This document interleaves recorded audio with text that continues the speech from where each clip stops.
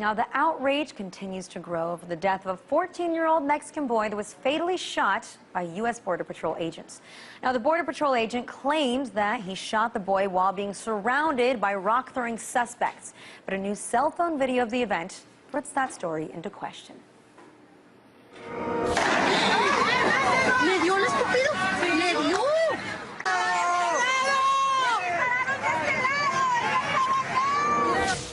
Now, the boy's body was found on the Mexican side of the border, but there still is debate as to what side of the border the agent was on when he fired the gun.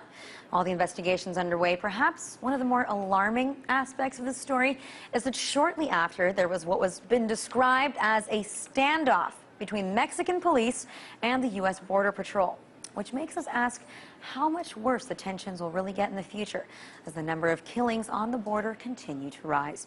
Now, joining me from our LA studio is Ron Gochez, school teacher and community activist. Ron, thanks for joining me here. Is Ron there? Okay, I just couldn't, oh, there we go. I couldn't see it for a second, Ron. You know, this story really is, it's so sad. This is a young boy, and by the way, is he 14 or 15? Because everyone has been writing different accounts, but still, this is a young child that was fatally shot. Are people outraged?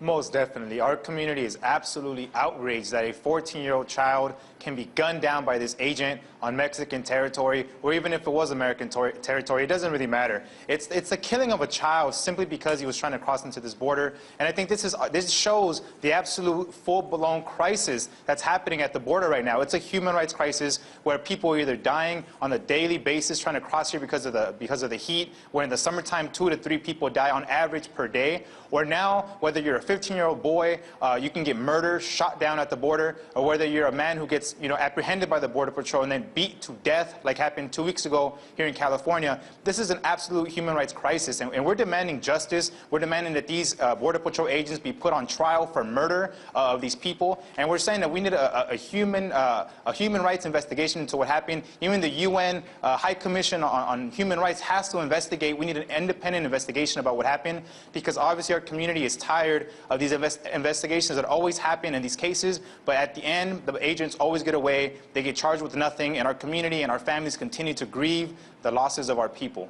Now, Ron, tell me this. I'm going to play devil's advocate here, and I think that if you ask the majority of the population here in the U.S., we already know that the majority of them support the new immigration law in Arizona. I think, do you think that this becomes a bit of a silent issue? If this was a white kid that was playing on the border and he was fatally shot, then everybody would be up in arms. But the problem is these people already think that, you know what, you're doing something illegal. If you're crossing the border illegally, you're doing something illegal. So do you think that people don't care enough?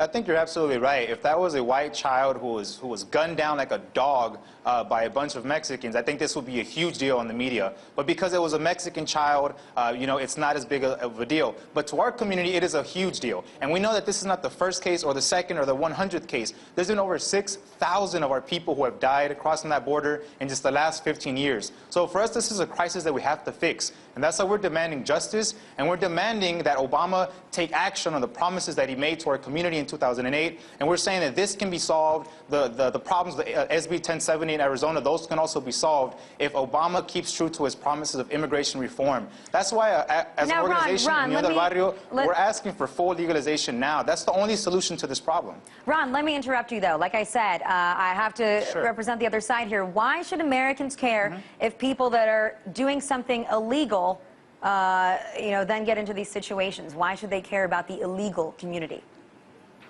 Right. Well, this is a human rights issue, and if we're talking about legalities, then that agent should be put on trial for shooting a Mexican on the Mexican side. Look, legality, this is a human rights issue. If that kid was black, white, Asian, it doesn't matter. That's just simply wrong. And for this agent to say that he felt threatened, the video clearly shows that there's kids throwing rocks at him, and he shoots them with a 40mm. I mean, this is ridiculous. This is something that's absolute murder, and he needs to be put on trial, and he has to be found guilty. And I heard the story a while ago about the death penalty. penalty. If anyone deserves the death penalty, it's this agent who murdered this 14-year-old little boy.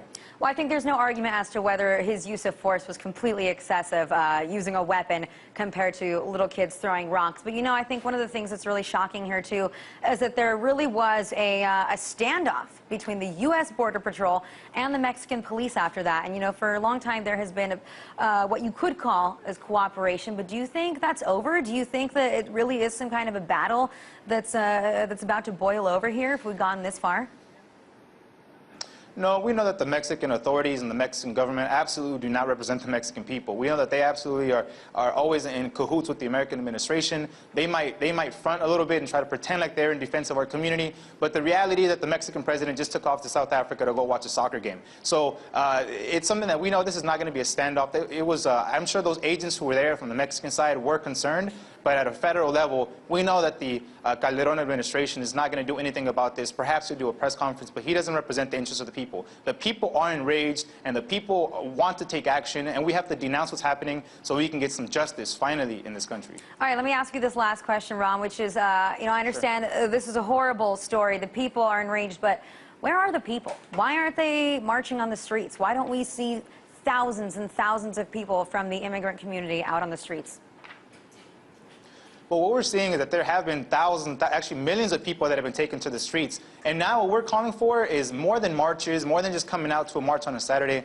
We're calling for the community to organize itself. We need to form barrio or human rights defense committees where people are organized and can defend their communities, not only of the Border Patrol, but if you live in Arizona, you gotta defend yourself from the Minutemen, the sheriffs, the police, the Border Patrol. It's time to organize ourselves into defense committees all over this country to defend the rights of our communities. Any people with any kind of dignity would do the same thing. You know, we have the experience in the past of whether it was the Black Panther movement or any other movement all around the world. We have the right to defend ourselves. And if we're going to be getting shot and killed by these Border Patrol agents, we have to defend ourselves. Now, I'm not talking about being violent. I'm just talking about being human rights observers. Carry a camera. Document this. We have to be able to document these abuses to our human rights so that we can denounce them. And if they continue to attack us, then we have every right to defend ourselves by any means necessary. All right, Ron, thank you so much for joining us. I think that perhaps tragic incidents like this might bring, you know, unification to the immigrant population at some point. Thanks so much.